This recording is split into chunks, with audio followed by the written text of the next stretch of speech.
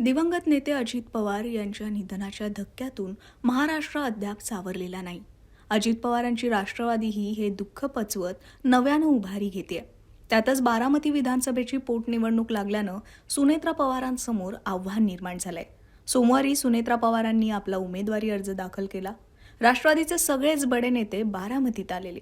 यावेळी अमोल मिटकरी यांनी अजित पवारांचा अपघात झाला त्या ठिकाणी जाऊन अभिवादन केलं.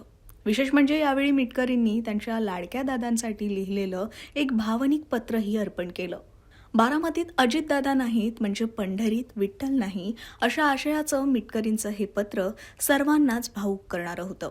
या पत्रात मिटकरी म्हणतात की 28 जानेवारी 2026च्या काळ्या दिवसानंतर आज सुनेत्रा वहिनींच्या बारामती पोटनिवडणुकीच्या निमित्तानं गोजुबावी या दुर्दैवी स्थळी आलोय. बारामतीमध्ये तुम्ही नाही म्हणजे पंढरीत विठ्ठल नाही. आता हा शेवटचा पत्रव्यवहार तुमच्या बलिदानस्थळी. बलिदान स्थळ म्हणजे महाराष्ट्रातल्या जनतेसाठी दिलेलं तुमचं बलिदान. तुमच्याबाबत महाराष्ट्र दुर्दैवी ठरला की तुम्ही दुर्दैवी ठरला हे कोडं आता मरेपर्यंत उलगडणार नाही. गोजुबावीचं रहस्य या माळरानावर दबलंय. आज माझ्या भावना निशब्द आहेत. तुम्ही दिलेली जबाबदारी प्रामाणिकपणे पार पडली. आता तुमचं जाणं हे गूढ राहू नये. तुम्हाला न्याय मिळाला पाहिजे. राज्यातल्या तुमच्या चाहत्यांना एकत्र करून नवा लढा उभारेल इतकीच सेवा करू शकलो असं मिटकरींनी या पत्रात म्हटलंय. या पत्रासोबतच त्यांनी अजित पवारांनी दिलेला बॅच आणि आय कार्डही अर्पण केलं. तर अजित पवारांचा घातपात निघाला तर मिटकरींनी मोठा इशाराही दिलाय. पाहूयात. आपल्या सर्वांचे लाडके दादा आणि राज्याचे उपमुख्यमंत्री आदरणीय अजितदादांचं 28 जानेवारी 2026ला याच ठिकाणी विमान कोसळलं आणि दादांच्या स्मृती या गोजुबावीच्या माळरानावर तशाच राहिल्या. 26 जानेवारी नंतर पुण्यावरून दादा मुंबईला गेले आणि तिथून बारामतीच्या जिल्हा परिषदच्या निवडणुकीकरता येत असताना ही वाईट दुर्घटना घडली. तो काळा दिवस आपण कधी विसरू शकत नाही. मात्र 2-2.25 महिने झाल्यानंतर सुद्धा दादांचं जाणं अजूनही आपल्याला असह्य होतंय. एक दिवस नक्कीच इथं असं येणार की हे कशा संतांच्या महापुरुषांच्या समाधीस्थळी लाखो हजारो लोकांचा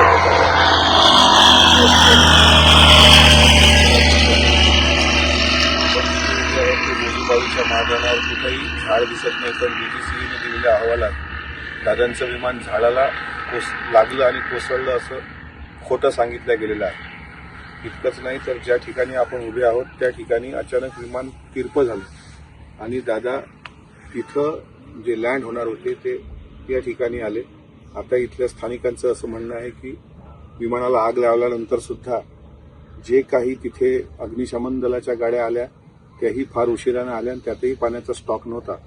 म्हणजे कमीत कमी दादांच्या शरीरासोबत इतर जे मृतदेह तिथं जळत असतील ते कमीत कमी चेहरे तरी त्यांचे दिसले असतील. पण दादांच्या नशिबात तेही नव्हतं. उज्ज्वल महाराष्ट्राचं स्वप्न पाहणाऱ्या दादाचं दुर्दैव महाराष्ट्रात जन्म घेणं होतं का असा प्रश्न आता पडतो. कारण एवढ्या मोठ्या माणसाने सर्व समाजाला सोबत घेऊन पुढे जाण्याचा जो विकासाचा अजेंडा महाराष्ट्रात घेतला होता, महाराष्ट्रात साधी कुठल्याही पोलीस स्टेशनला त्यांच्या बाबतीत FIR झाली नाही. शेवटी ती FIR कर्नाटकमध्ये बँगलोरला झाली. दादांच्या देवगिरीवरचं CCTV फुटेज आणि विमानात बसतानाचं CCTV फुटेज अद्यापही भेटलं नाही. याच ठिकाणी ब्लॅक बॉक्स पडला होता.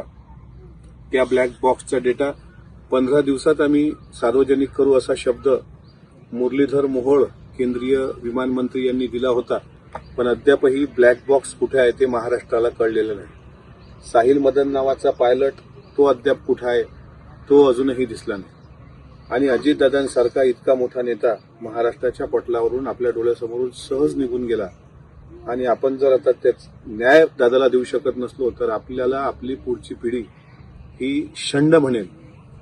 मी एक सर्वसामान्य शेतकऱ्याच्या मुलाला याच बारामतीच्या मातीत दादांनी हेरलं होतं आणि तिथून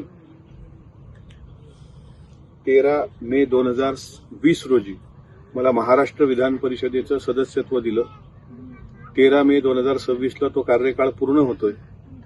अर्थसंकल्पीय अधिवेशन शेवटचं होतंच. पण अजितदादांनी दिलेला विधिमंडळाच्या वरच्या सभागृहाचा बॅच आणि त्यांनी दिलेलं आय कार्ड आणि त्यांच्या खिशाला स्पर्श झालेला पेन जो मी कायमस्वरूपी खिशात ठेवत होतो तो आज त्यांच्या चरणावर ठेवतोय. तेरा तुझको अर्पण और क्या लागे मेरा हे दादांचं देणं दादांच्या तिथं ठेवून परत मात्र महाराष्ट्रामध्ये अजितदादाला न्याय मागण्याकरता महाराष्ट्रभर आम्ही सर्व 18 पगड जातीची मुलं, सगळ्या माझ्या माता भगिनी, वेळ प्रसंग पडला तर पोटाला भाकर बांधू, पण अजितदादाला न्याय भेटला पाहिजे याकरता आमची संघर्ष यात्रा ही खऱ्या अर्थानं नव्या दमानं सुरू होणार. अजितदादा न्याय संघर्ष यात्रा अशी यात्रा महाराष्ट्रात 18 पगड जाती, 12 बलुतेदार सगळे जे लोक दादांना चाहतात, ज्यांना दादांचं जाणं असह्य झालंय त्या सगळ्यांना साक्षी ठेवून त्यांना विश्वासात घेऊन आमचा काढण्याचा मानस आहे. आता रडून रडून डोळ्यातले अश्रू सुद्धा संपलेत. त्याच्यामुळं आता रडायचं की दादांसाठी लढायचं हे महाराष्ट्रानं ठरवायचं आहे. गोजूबावीचं हे माळरान जसं छत्रपती संभाजी महाराजांच्या देहाचे तुकडे वडू तुळापूरच्या माळरानावर पडले होते आणि आजही तिथं गेले का भीतीचं काहूर असतं, तसं अजितदादाच्या शरीराचे तुकडे या ठिकाणी वेचले गेले, ते या माळरानावर इतस्ततः पडले होते. आणि इतका मोठा नेता जो गाडीमध्ये बसताना सुद्धा स्वतःबरोबर दुसऱ्याची काळजी घेणारा होता, त्या नेत्याला अशा पद्धतीनं विमानाचा अपघात झाला की घातपात घडला हे महाराष्ट्राच्या समोर आलं पाहिजे. आणि दादाला साक्षी ठेवून सांगतो की जर हा घातपात असेल आणि हे जर पुढे आलं तर ज्यानं तो घडून आणला त्याच्या घरात पाळणा हलवायला कोणी जिवंत राहणार नाही हे दादाची शपथ घेऊन या भूमीची मी सांगतोय. त्याकरता आम्ही मेलो तरी चालेल, आमचं बलिदान झालं तरी चालेल, पण कदाचित इतिहासात आम्हाला शिवाजी महाराजांना, संभाजी महाराजांना, आमच्या महापुरुषांना असं वाटत होतं की त्या काळात आपण असतो लढलो असतो.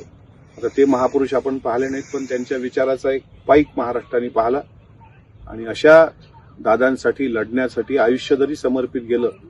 कारण मला माहित आहे ज्या दिवशी अंत्यसंस्कार करून मी अकोल्याला गेलो त्या दिवशी माझ्या बायकोनी आणि माझ्या आईनी मला म्हटलं होतं की जर अजितदादाच्या विमानाचा अपघात आणि घातपात यात तुला घातपात वाटत असेल तर जर तू बदला घेऊ शकत नसशील तर तू आमची औलाद म्हणून घेण्याच्या काही कामाचा नाहीस.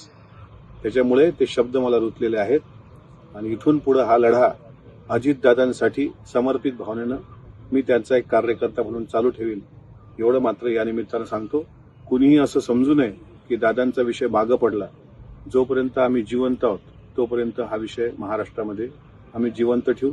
त्यासाठी आमच्या जीवाची किंमत मोजावी लागली तरी आम्ही कटिबद्ध असू. धन्यवाद.